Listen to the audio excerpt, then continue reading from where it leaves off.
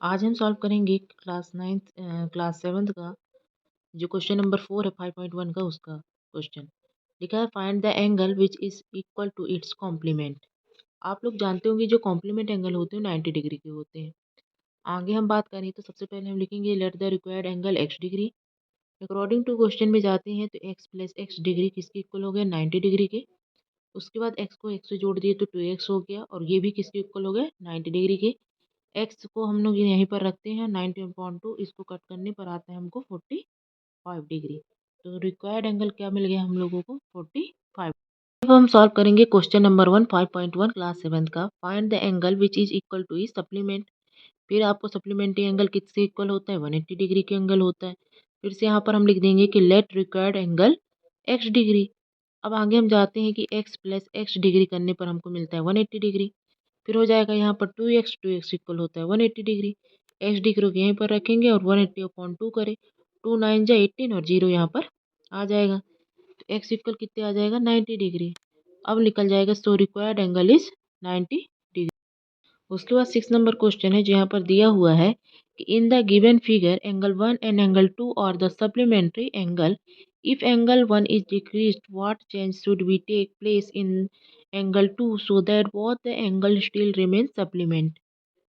अब देखिए यहाँ पर आपको सबसे पहले तो ये डायग्राम कर बना लेना है। उसके बाद लिखना है कि अगर angle 2 will be increase with the same measure as the declare is angle 1।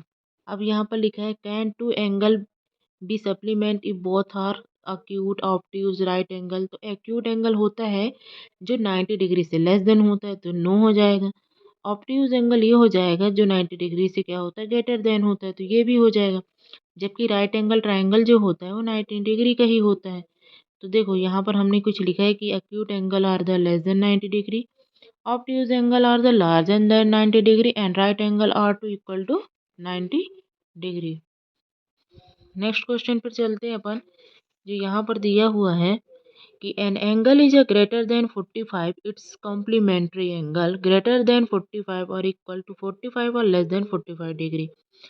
अब देखो तो हम सबसे पहले यहाँ पर लिख देंगे कि चलो ये एक लेट द एंगल भी 50 डिग्री माना हमने और उसमें कॉम्प्लीमेंट को हमने क्या कर दिया जो एंगल होगा वो क्या है एक्स है।